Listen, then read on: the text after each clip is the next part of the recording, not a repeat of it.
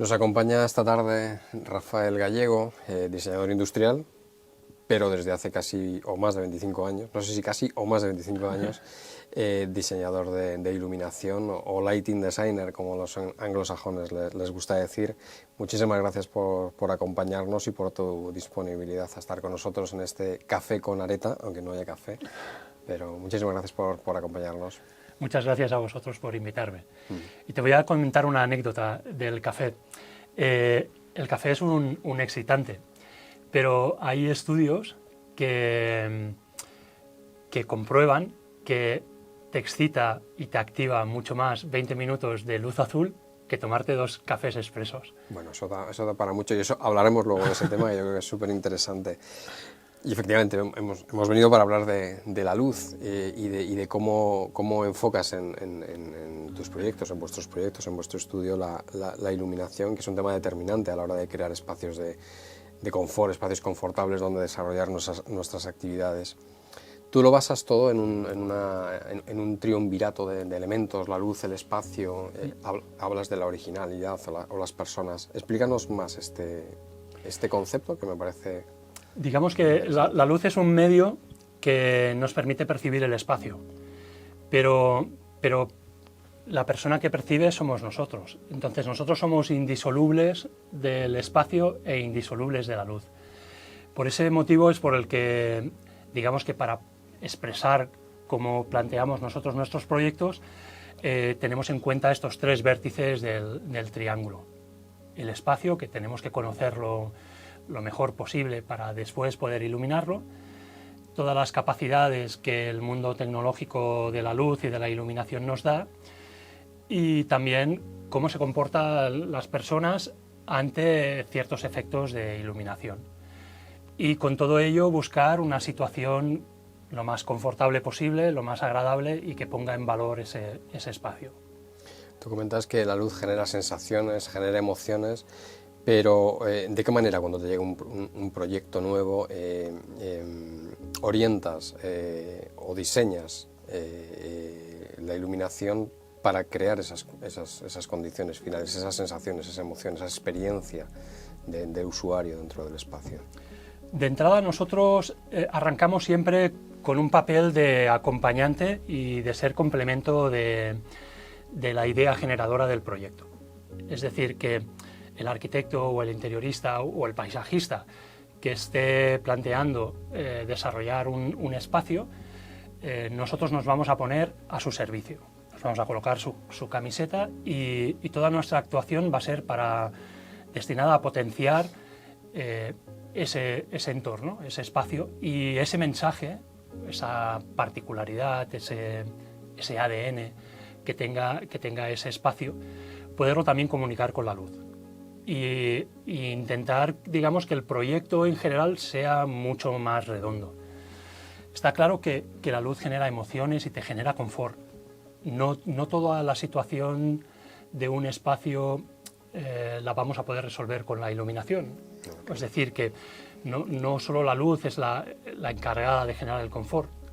Por ponerte un ejemplo, si estás en un restaurante en el que hay mucho ruido, pues aunque tengas la luz adecuada, no vas a estar a gusto. La reverberación, vas a estar molesto, vas a tener ganas de irte. Si la climatización tampoco es la adecuada, tienes mucho calor o tienes frío, tampoco vas a estar a gusto, aunque la luz sea la más adecuada. Y la luz es el otro también vértice de otro triángulo que te ayuda a conformar el confort del espacio. Todos tienen su peso y ninguno debería descuidarse.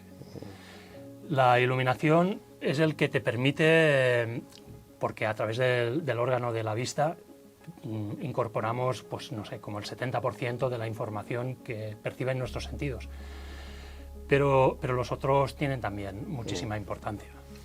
En tus presentaciones hablas de la diferencia entre ver bien o iluminar para ver bien o iluminar para vivir bien. Eso yo creo que es muy importante entenderlo.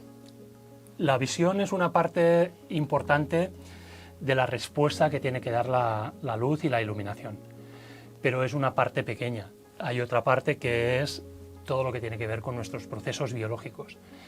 Y este es un campo que está en estos momentos despuntando. Cada vez tenemos más papers, más análisis y más estudios al respecto, y por lo tanto tenemos más información.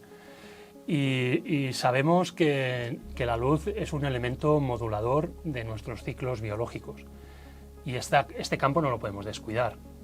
Es cierto que en este caso la información va mucho más rápida y va por delante de lo que marcan las normativas, pero nosotros como profesionales tenemos que estar intentando formarnos y estar lo máximo posible a la última. Entonces este es un objetivo que yo estoy seguro que en un plazo muy corto de tiempo va a ser una parte integral de nuestros proyectos.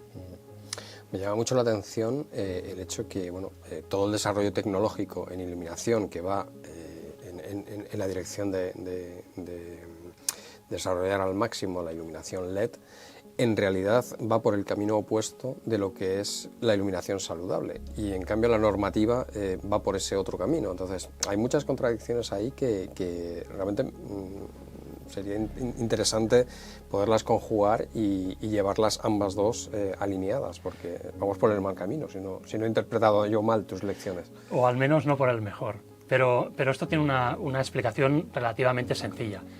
Desde el desarrollo de la bombilla eléctrica, todo lo referente a la iluminación y la electricidad ha estado en manos del ámbito de la ingeniería.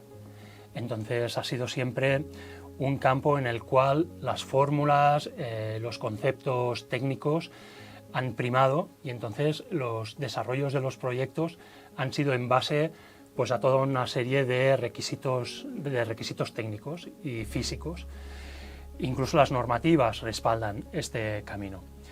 Pero hoy en día el campo de la iluminación está más democratizado, entonces hay muchos más especialistas que están estudiando y que tienen cosas que decir en el campo de la iluminación, pues desde el mundo de la medicina hasta el mundo de la farmacia, el mundo de la biología, el mundo de la astronomía, y cada uno de estos campos está haciendo un aporte con lo que está descubriendo y con lo que, digamos, con lo que necesita, y al final el proyecto tiene que pasar de ser tan orientado hacia la parte técnica y de ingeniería a ser un proyecto más holístico.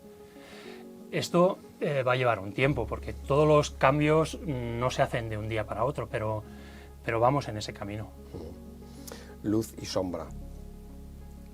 Cuenta. No puede haber luz sin sombra, y no puede haber sombra sin luz. Pero a veces se proyecta más las sombras que las luces. ¿O es más importante desde un punto de vista escenográfico el proyectar bien las sombras que no iluminar excesivamente? Correcto. Si tenemos una iluminación, digamos que extensiva y de un baño global, tenemos muy pocos matices como para poder interpretar el espacio, porque no tenemos contrastes, no tenemos elementos que nos generen jerarquía ni que permitan un recorrido ocular fácil para percibir información del espacio. Digamos que esos medios para modular ese lenguaje lumínico son únicamente a través de la variación de intensidades y de tener sombras. Y la sombra es el factor contrastante máximo con la luz. Es un poco pues como el símbolo este del yin y el yang, que el uno no puede existir sin el otro, y que tan necesario es la sombra para poder apreciar la luz como la luz para poder apreciar la sombra. Efectivamente. Pero te cuenta que cuando afrontas un proyecto, no sé, un espacio de trabajo, llegas a una planta de 1.500 metros cuadrados o 2.000 metros cuadrados, lo único que ves es una iluminación absolutamente plana que debe además cubrir cada uno de los espacios, y no hay nada, no se le deja ninguna libertad a la sombra. Exacto, no se le deja espacio. No se le deja espacio. Estos espacios que tienen una inundación lumínica en este estilo, pues al final resultan ser más agotadores, más aburridos, con menos riqueza visual, más difíciles de interpretar. En el fondo digamos que tienen menos matices, menos riqueza. Y esto a nivel personal se traduce en sensaciones y sentimientos que van en contra de la necesidad que tenemos de estar estimulados. Cuando tú dejas espacios que no están iluminados completamente, tú dejas un poco de espacio para que el cerebro interprete, rellene los huecos, se genere misterio, se genere intriga, se genere... En cambio, si está todo iluminado de golpe... No hay nada que descubrir. Es por eso que dices que la luz es un lenguaje, en realidad. Correcto, correcto. La luz nos permite ir haciendo un recorrido visual de un entorno, de la misma manera que cuando vas a una galería de arte, pues haces un recorrido visual por un cuadro, y ese cuadro, el artista, pues a través del gesto, a través de los colores, a través de la textura, él ya ha planteado que el espectador tenga un recorrido por ese cuadro y perciba una información. Pues con un proyecto de iluminación ocurre algo similar.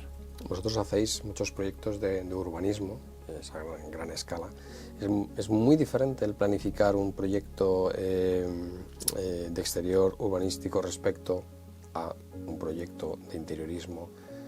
¿Se produce esa misma necesidad de crear un lenguaje para la ciudad o crear un lenguaje para el interior?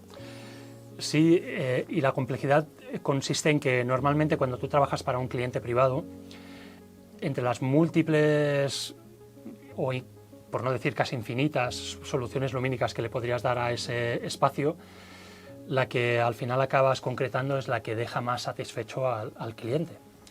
Entonces construyes esta solución lumínica casi de la mano de tu cliente, ¿no? Pero cuando haces una iluminación para una ciudad, tu cliente es toda la gente que vive en la ciudad. Entonces tienes que buscar unos consensos mucho mayores con diferentes ámbitos. Por ejemplo, nosotros cuando hacemos iluminación de ciudades, pues trabajamos y pedimos, hacemos sesiones de trabajo con la municipalidad, pero también con los colegios, con las asociaciones de vecinos, pero a lo mejor también con la asociación de comerciantes, con el gremio de guías turísticos, y a lo mejor también me estoy acordando de casos en los que hemos tenido colaboraciones de asociaciones amateur de fotógrafos que nos han dicho que el mejor ángulo para ver un monumento es desde este punto. Entonces, con toda esta información hemos hecho la propuesta, ha sido una propuesta más global. Y esto, por ejemplo, en un proyecto privado, pues no tienes que consultar a tanta gente. Afortunadamente, pues si no sería imposible poner de acuerdo a tantos actores. Siendo tan importante como es la luz, o como comentabas antes, la acústica, el color, todos estos elementos que son intangibles, pero que al final nos están rodeando en cualquier espacio en el que estemos, en cualquier actividad que desarrollemos, ¿por qué no se le da la importancia que se debe en fase inicial de proyecto y nos acordamos luego de una buena iluminación o de una buena o mala acústica a posteriori?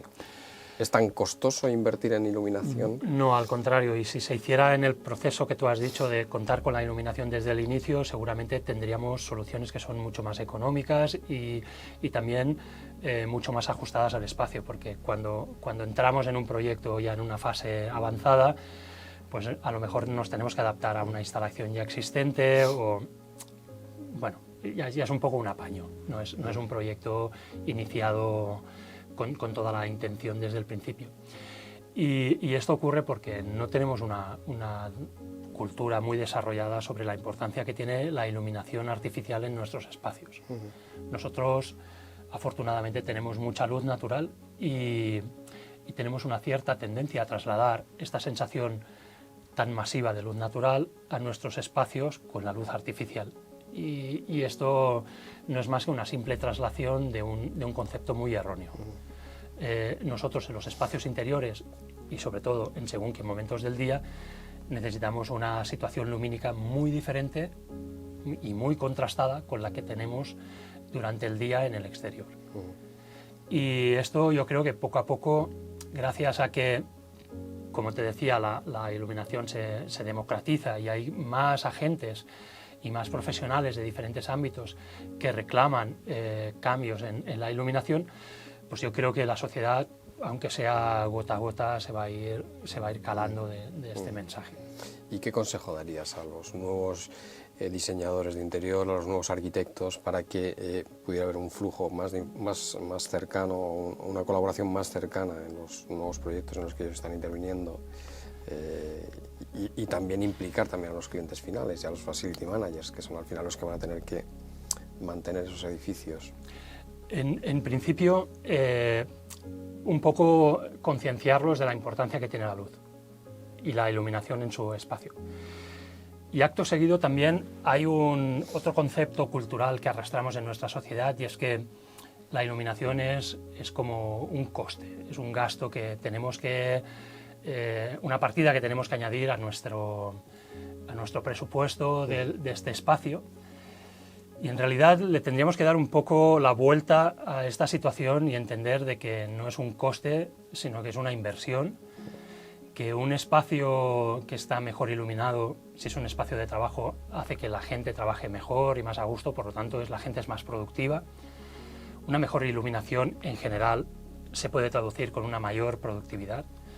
Si hablamos de un negocio, el negocio que sea, un negocio mejor iluminado es un negocio en el que el usuario, el consumidor, se siente mejor y por lo tanto es probable, por no decir seguro, que los niveles de compra también aumenten y por lo tanto al final es un elemento, la iluminación es un elemento diferenciador que lo que hace es ayudarte a que tu negocio funcione de una manera mejor, que sea más productivo y al final que tengas más beneficio económico.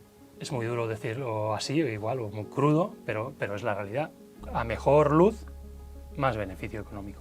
Y también personal. Y también personal. Por supuesto. No lo podemos olvidar porque tenemos que iluminar para vivir bien, para estar bien, para disfrutar en los sitios. Pero un disfrute significa que tú te quedas más tiempo en ese espacio, que tú ves más productos de ese espacio, que tú posiblemente acabes echando a la cesta de la compra más productos de los que inicialmente tenías pensado comprar. Pues Rafael, muchísimas gracias por tu tiempo. No sé si quieres añadir algún argumento más que consideres importante. Simplemente esto, que seamos conscientes de que nosotros dependemos de la luz, nuestro bienestar depende de la luz, y que cuanto más cuidemos la iluminación de nuestros hogares, principalmente porque pasamos mucho tiempo allí, pero también de nuestros espacios de trabajo y de nuestros espacios, digamos, sociales, pues también tendremos una sociedad mucho mejor. Bueno, de hecho, con todo lo que hemos vivido, pandemia, el incremento del teletrabajo, el trabajo en casa, también hace que nuestros hogares tengan que ser unos espacios que se estudien adecuadamente para poder hacer estas actividades. Así que, bueno, es correcto lo que dices, sí. Hay un importante recorrido por delante. Pues muchísimas gracias por acompañarnos. Muchas gracias y espero a ti que te y a volvamos vosotros a ver pronto. Y nos vemos cuando queráis.